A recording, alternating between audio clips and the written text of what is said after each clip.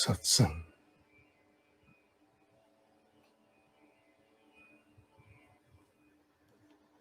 गायत्री के विषय पर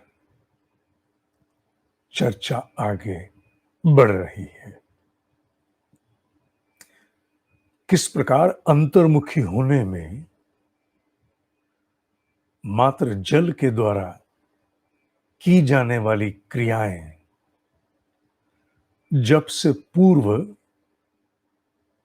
अपने संपूर्ण सजगता को जुटाने में, जो कहीं भी बिखरी हो सकती है, कहीं किसी स्मृति में, किसी कल्पना में, किसी लिप्सा में, किसी अतीत के अनुभव में अटकी हो सकती है, उसे हर स्थान से बटोर कर और मात्र अपने भीतर, अपने इस पूरे सिर के भीतर, दोनों आंखों के पीछे, दोनों कानों के बीच जहां जप का अनुसंधान होना है, गायत्री के जप को अनुभव किया जाना है। हर मंत्र उठता हुआ तरंग को लेकर प्रवाहित होगा।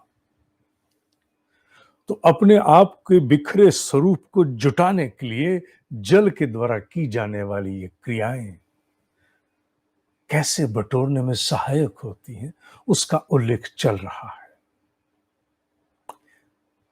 आज भाग 10 में हम उसी क्रिया को आगे बढ़ाते हैं। हमने पवित्रीकरणम जल के द्वारा अपने ऊपर अभिसिंचन करके बाएं हाथ से ढक के किस प्रकार हमें अपने आप को पवित्र करना है, ये भाग 8 में बताया। और किस प्रकार आचमन लेकर भीतर के अभाव, अज्ञान, अशक्ति को जप की प्रक्रिया के अंतर्गत शांत करना, ये समझा। भाग 9 में जाना कि किस प्रकार न्यास की क्रिया के द्वारा हम अपनी संपूर्ण इंद्रियों को, जिनका संचालन करता भीतर है, उसे एक सशक्त निर्देश दिया कि अब इनका प्रयोग मात्र होगा, भीतर ही भीतर होगा, क्योंकि बंद आंखों से भी दिखता, बंद कानों से भी भीतर स्मृति से सुनाई देता, सूंघा जाता, छुआ जाता। तो भीतर जो सुनने वाला है, जो आदेश देता है, निर्देश देता है चमड़े से बनी हुई इंद्रियों को सक्रिय होने का, उसे किस प्रकार पावनता प्रदान करनी है, ताकि वो जप की प्रक्रिया में कोई बाधा व्यवधान उत्पन्न नहीं करे। अपनी सजगता के स्तरों को उच्चतम स्तर पर ले जाना है। I am awareness of the highest order. इसी क्रिया को आगे बढ़ाते हो फिर चर्चा ये भी हुई कि कैसे शिखा के स्थान पर, जहां से समूचे विचारों का आदान प्रदान होता है, उस शिखा के स्थान पर किस प्रकार हाथ लगा करके और अपने आप को ये आभास दिलाना कि जहां से उस ब्रह्मांडीय मन के साथ विचारों, कल्पनाओं, प्रेरणाओं, स्फुरनाओं का आदान प्रदान होता है, उस क्षेत्र के प्रति एक सजगता प्राप्त की जाए। गायत्री का अनुसंधान आरंभ हो तो वहीं से प्रेरणाएं, भाव सब अवतरित होंगे।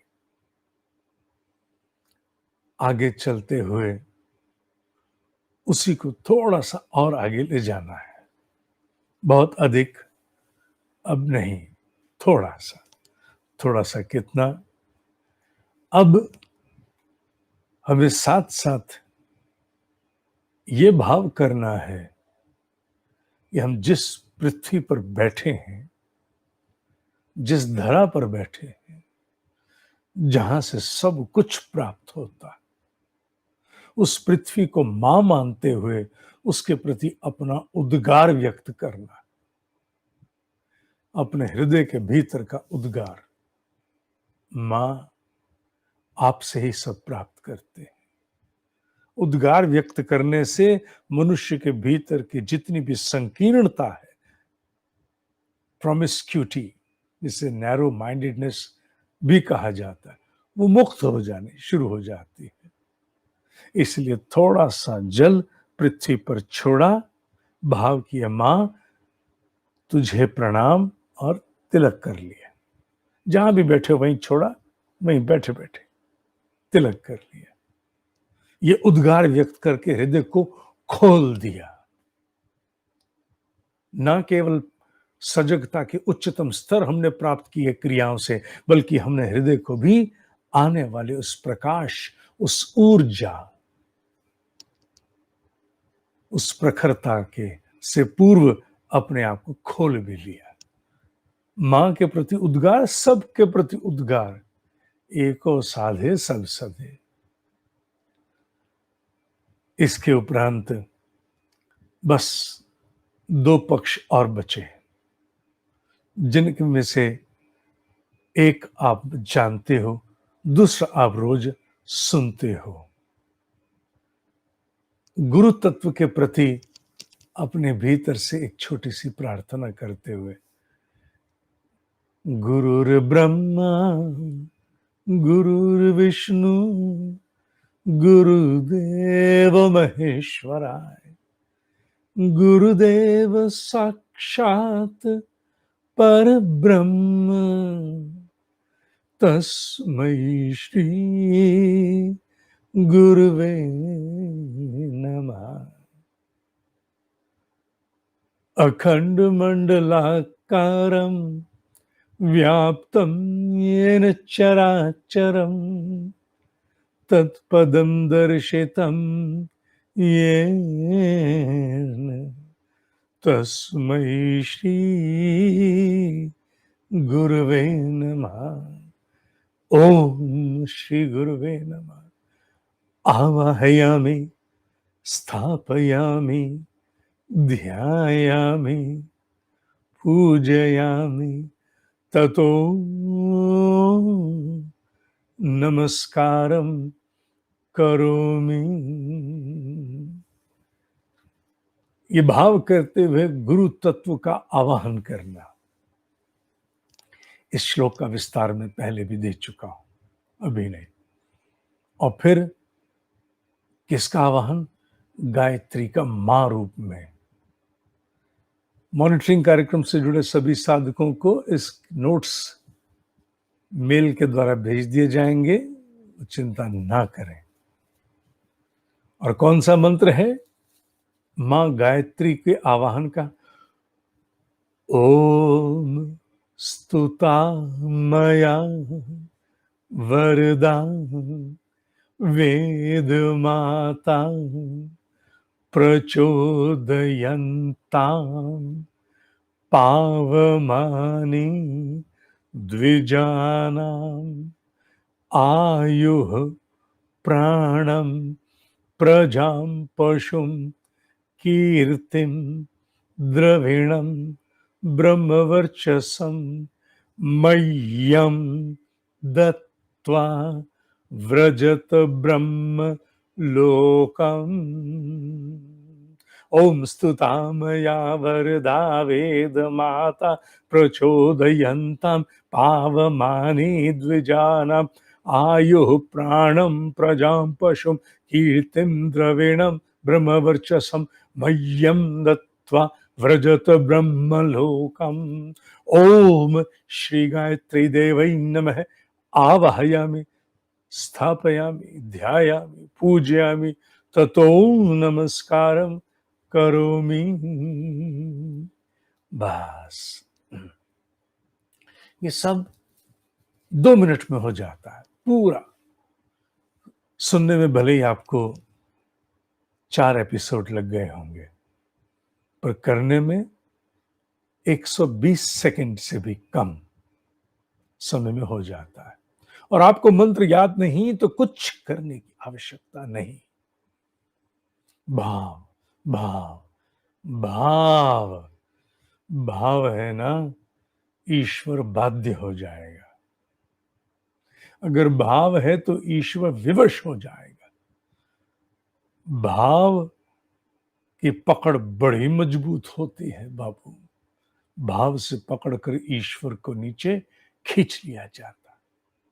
नीचे है तो वो हर स्थान पर कहा नहीं है, एक केवल उल्लेख किया अपने आप को समझाने के लिए। उसकी सघनता, उसका अवतरण सुनिश्चित ही नहीं बल्कि परिलक्षित होना भी अपने स्वरूपों में हो जाता है। इसलिए न्यास की एक क्रिया और छोटी छोटी ये क्रियाएं अंतर्मुखी होने में बहुत बड़ी सहायता प्रदान करती हैं। बस उसके उपरांत माला पकड़ी और माला पकड़ करके जप शुरू। माला इसके बीच में पकड़नी है। माला के विषय में हल्का सा ज्ञान मैं अगले सत्संग में प्रदान करूंगा, जिसमें साथ ही साथ गायत्री महामंत्र के अर्थ के विषय में भी एक उल्लेख होना आवश्यक है, जो भाव रूप में आपके भीतर स्थापित हो जाए। केवल शब्दार्थ नहीं, केवल शब्दार्थ नहीं, भावार्थ, भाव बन करके होना शुरू हो जाए। जैसे गायत्री मुख से निकले, भीतर आरंभ हो, भाव अपना काम करे। जब भाव अपना काम करेगा, शब्द की ऊर्जा अपना काम करेगी, दोनों का फ्यूजन, दोनों का युग्म अनूठा अनुभव देगा, अनूठा अनुभव देगा। करके देखो, करके देखो। कहने की आवश्यकता बहुत नहीं है, कुछ होता है कि नहीं होता है, करके देखो। आदिकाल से ब्रह्म ऋषियों ने किया, हम भी करके देखें। अनुसंधान है, सनातन देव संस्कृति विज्ञान है, करके देखो। सहज है, सुगम है, शक्ति है, प्रभाव है, परिवर्तन है, परिष्कार है। करके देखो। गायत्री की उपासना की दो सिद्धांत याद रखना, जो विशेष रूप से जिनका उल्लेख किया। निर्धारित स्थान, नियत समय। जब कभी भी कहीं यात्रा हो, बात अलग है। छूट जाए तो अगले दिन से आने वाले 2-3 दिनों में उसकी पूर्ति करो। मैं साधना किया करता था उन दिनों, कुछ विशेष अनुष्ठान के अंतर्गत। अनुष्ठान क्या होता है ये भी बताया जाएगा।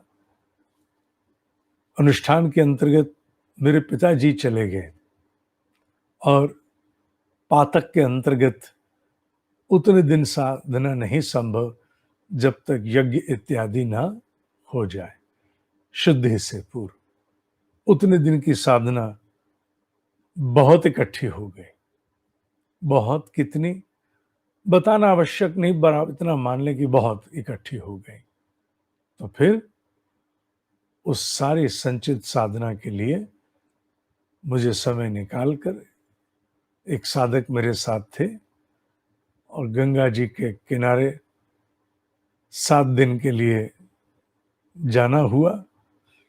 जो नियमित साधना थी वो भी, और जो छूटी थी उन दिनों की, वो भी बांटते हुए उन 7 दिनों में पूरी की और पूरी करके आए। क्यों? क्योंकि अगर साधना छूटी है तो उसे पूरा करने की चेष्टा आने वाले दिनों में होने से मन के भीतर दृढ़ता, संकल्प शक्ति बढ़ती है।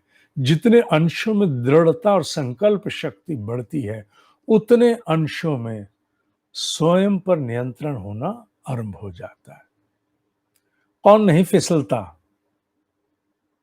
इस पृथ्वी पर जब तक हम हैं, माया के प्रभाव में जब तक हैं, मुझसे लेकर मेरे विद्यार्थियों की चर्चा करूंगा मैं, औरों की नहीं। बाकी तो बड़े बड़े लोग हैं, बड़े बड़े सिद्ध हैं, बड़े बड़े पहुंचे हुए साधक हैं, उनका क्या कहना। मैं अपनी बात कर।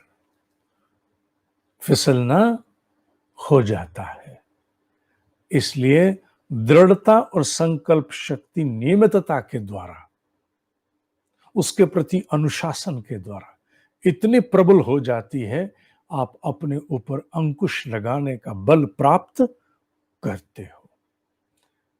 न केवल गायत्री से प्रचंड आत्मविश्वास प्राप्त होता है, पीछे आत्मबल प्राप्त होता है, संयम बल होता है।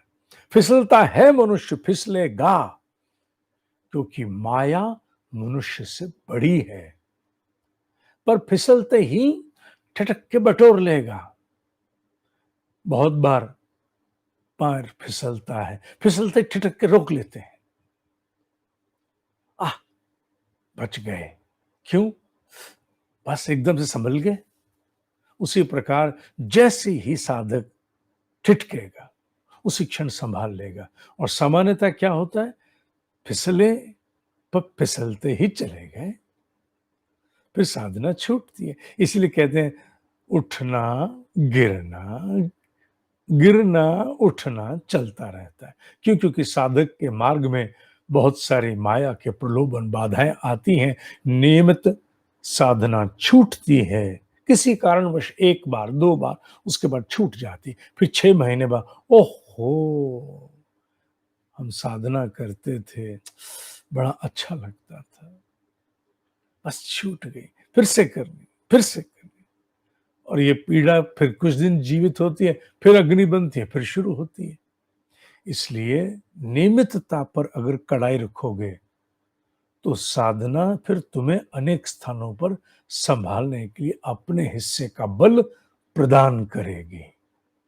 ये बात जान लेना, इसको गांठ बांध लो, इस बात को गांठ बांध लो कि नियमितता पर कॉम्प्रोमाइज नहीं करना। नियमितता को किसी न किसी प्रकार से आगे बढ़ाना है। अगर साधना छूटी याद न रहे, डायरी में नोट करो, किसी कागज पर नोट करके रख लो, उसकी फोटो ले लो, इतने दिन की छूट गई, इतनी इतनी हो गई। रेखा जोखा अकाउंट्स बहुत चीजों का रखते हैं हम हिसाब। जिसने जीवन का वास्तविक कल्याण देना है उसका हिसाब नहीं रख सकते क्या? नहीं रख सकते हो ना? रख सकते हो, उसका हिसाब भी रख सकते हो। रखना आरंभ करो और नियमित साधना करो, निर्धारित स्थान पर जितना संभव हो, जितना संभव हो। मैं इस मंत्र के साथ कर सकता हूं कि नहीं? गायत्री निश्चित रूप से कर सकते हो। जितने सात्विक मंत्र हैं, किसी के साथ भी गायत्री करो। मां की भांति ये किसी भी दूसरे अन्य मंत्र के साथ इसकी साधना संभव है। आप करो, कोई बाधा नहीं है, आप करो। अभी गायत्री कुछ दिन चलेगी, उसके उपरांत नमोकार मंत्र पर हम आने वाले हैं। पहले कुछ दिन गायत्री अभी चलाएंगे, फिर नमोकार मंत्र पर आएंगे। आज के लिए इतना ही। बाकी कल प्रातः है इसी चैनल पर ब्रह्म मुहूर्त के ध्यान 4 बजे और तदुपरांत पुनः सत्संग में गायत्री पर आगे का उल्लेख। तब तक के लिए ओम शांति शांति शांति। ओम ही सत्य है, ओम ही सत्य है, ओम ही सत्य है। एक महत्वपूर्ण सूचना रहेगी, कोई नहीं, ओम सत्य ही रहेगा। जो 2 वेबसाइट हैं, dineshji.com और gitaonline.in, उन पर भी लाइव ध्यान का लिंक प्रतिदिन परोसा जाता है। कोई अगर ध्यान कहीं YouTube पर नहीं ढूंढ पाए कोई नया साधक, तो वो सीधे उस वेबसाइट पर, दोनों में से किसी पर, dineshji.com अथवा gitaonline.in पर जाकर के भी उस ध्यान को लाइव ध्यान सेक्शन में देख सकता है। आज के लिए इतना ही। ओम ही सत्य है, ओम ही सत्य है, ओम ही